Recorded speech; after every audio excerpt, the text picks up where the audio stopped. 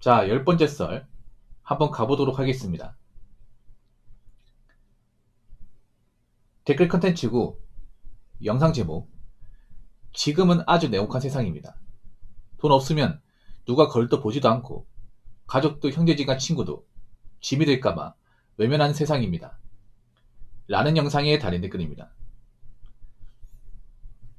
아까랑 좀 비슷한 내용인데 원래 세상은 냉정하고 냉혹합니다. 근데 경기가 안 좋으면 이걸 좀 더 빨리 체감하죠. 원래 세상은 옛날이든 몇 년 전이든 지금이든 아니면 앞으로든 원래 냉정하고 냉혹합니다. 단지 경기가 좋을 때는 사람들이 이거 못 느껴요. 못 느껴요. 근데 경기가 안 좋을 때는 이걸 많이 체감을 해. 그러면 냉정하고 냉혹하다는 게 어떤 걸까? 일단 지금은 그래요. 제 생각인데 지금 이제 누가 어려우면 안 도와줍니다. 못 도와줘요. 앞으로 가면 갈수록 누가 이제 나서가지고 도와주고 뭐 어려운 사람 막 끌어주고 뭐 이런 거 없을 거야. 이제 나이 추워지면 여러분 뭐 생깁니까? 보도 길거리에 자선 냄비라고 생기죠. 구색은. 근데 점점 이제 모금이 잘 안 되죠. 왜 모금은 잘 안 해주는 걸까? 왜 사람들이 돈을 안 넣는 걸까? 간단하죠. 내가 지금 먹고 살기 힘들고 내가 지금 여유가 없는데 누굴 도와줍니까? 그렇지 않습니까? 그러니까 이제 지금 그래. 누가 어려워져도 내가 못 도와줘요. 반대로 내가 어려워지면 누가 날 못 도와줘요. 그래서 제가 누누이 얘기하지만 내가 어려워지면 안 돼. 내가 힘들어지면 안 돼요. 날 도와줄 사람이 없어요.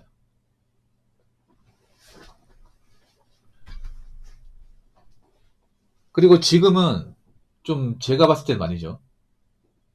앞가림 못하면 사람들이 다 싫어합니다. 앞가림.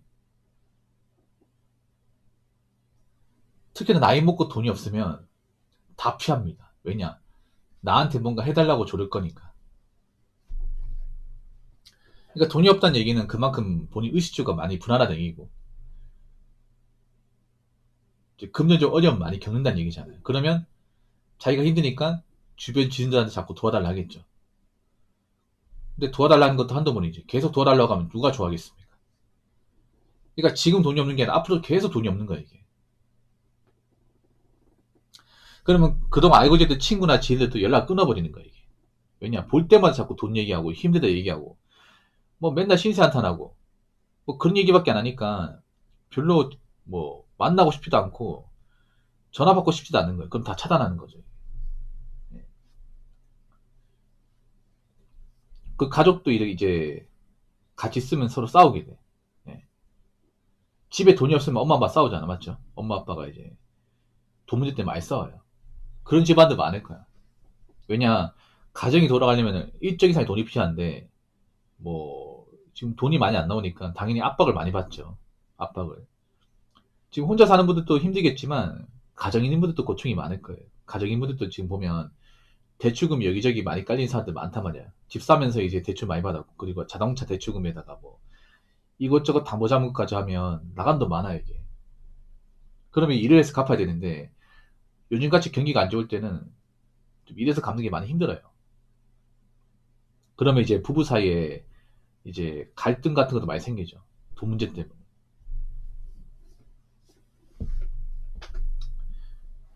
그러면 가족 사이 나빠지고 그러면 서로 이제 문제가 많고 이제 갈등골이 깊어지면 이제 갈라서는 거죠. 이혼해가지고.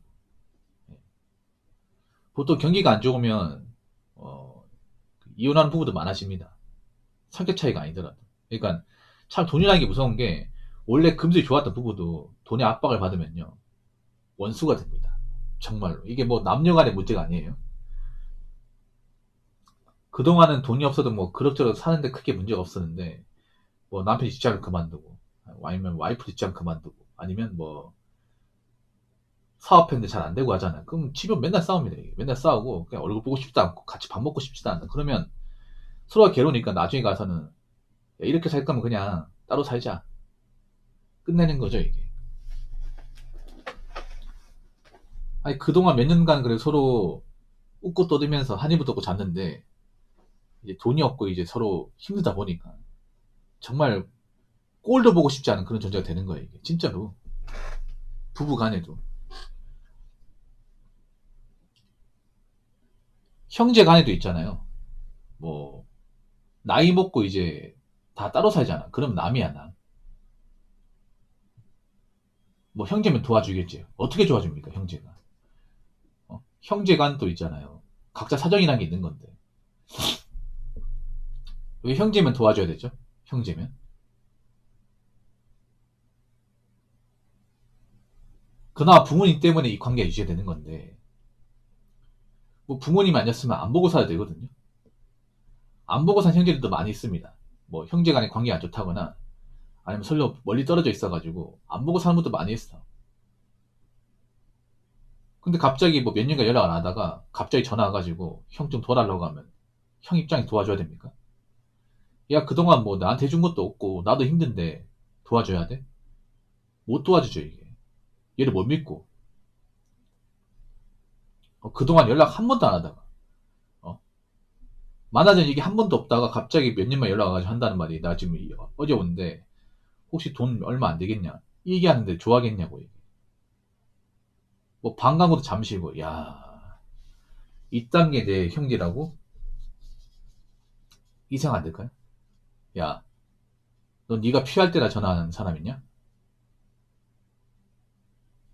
야 우리 안 보고 산지 오래됐잖아. 앞으로도 보지 말자. 이제 와서 왜 그래? 왜? 난 혈육이니까 그래도 뭐 어떻게 전화하면 도와주지 않을까 생각하는 거야?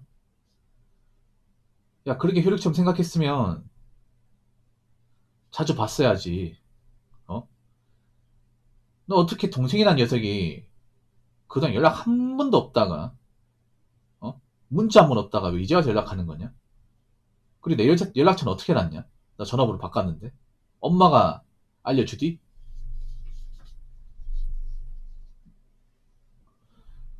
잘 들어. 이 자리에서 확실하게 말할게. 너하고 나 사이에 돈 문제는 없다. 앞으로 날 형이라 생각하지 않아도 좋아. 나도 너 동생으로 안 볼 테니까. 그러니 네가 어떻게 살든 내가 어떻게 살든 앞으로 신경 쓰지 말자. 그리고 네 문제 네가 알아서 해라. 이제는 마지막이다. 나 할 말 다 했으니까 여기서 끊을게. 딱 끊어버려 이게. 뭐 형제라고 해서 뭐 특별할 것 같습니까? 형제라고 해서 이런 경우도 많이 있습니다. 이게 뭐 남자 형제뿐만 아니라 자매간에도 마찬가지야. 자매간에도 그 여자 형제 있잖아요. 전화 와가지고 언니 나 어떻게 좀 안 될까 하면 아니 너는 그 나이 먹고도 정신을 못 차려? 언제까지 내가 너 뒤치다거리 해야 되니? 어? 내가 너 때문에 남편 눈치 보기 한두 번이 말이지. 넌 나한테 해준 게 뭐가 있어? 아무것도 없잖아. 그럼 나한테 민폐짓은 하지 말아야지. 근데 어느 낯짝으로 나한테 전화하는 거니? 이러고 동생이 말할 수 있니? 이런 걸로 이제 전화 받고 이렇게 싸운다니까. 연락 끊어버려 이게.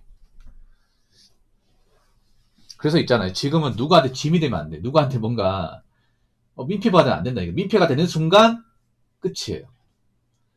예, 더 볼 필요도 없습니다. 이걸 뭐 그 사람이 잘못했네. 냉정하네. 이렇게 얘기하시면 안 돼. 자, 댓글 한번 읽어보도록 하겠습니다. 지금은 나이 먹고 돈 떨어지면 주변의 친구, 지인들, 가족, 형제들 다 외면하고 떠나고 혹독한 찬바람이 붑니다. 라고 적어졌습니다. 저게 진짜 무서운 거야. 네, 나이 먹고 돈 떨어지면. 그러니까 모든 게 다 어느 정도 돈이 있어서 유의가 되는 거예요. 먹고 살만하니까.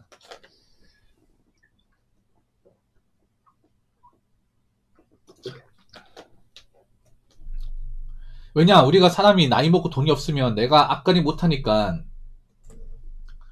누구한테 처지 얘기하고 도움 받을 수 있잖아. 한 번은 도와줄 수 있어. 한 번은. 근데 이게 한 번은 안 끝난다는 거지 이게. 뭐 친구네 입장에서 연락 와가지고 그래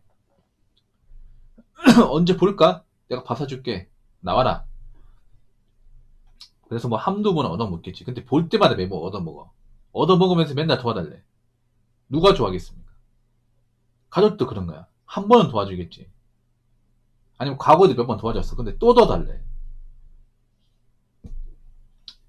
가족도 지치는 거예요. 형제도 그런 거예요.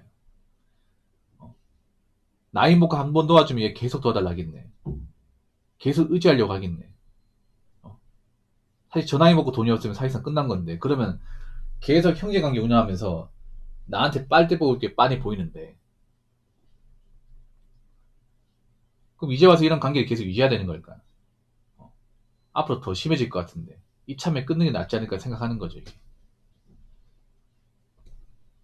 그래서 이게 나이 먹고 돈 문다는 게, 그냥 단순히 돈이 없다는 게 아니에요. 복잡하게 있잖아요. 복합적인 문제로 많이 뻗쳐나가게 돼요. 네. 복합적인 문제로. 저 나이 먹고 돈이 없는 사람이 주변 관계가 좋은 사람 본 적 없고, 가족하고 왕래가 깊은 사람도 본 적이 없어요. 그리고 멘탈이 좋은 사람도 본 적이 없어요. 그래서 이 나이 먹고 돈이 없다는 게 씁쓸한 겁니다, 이게.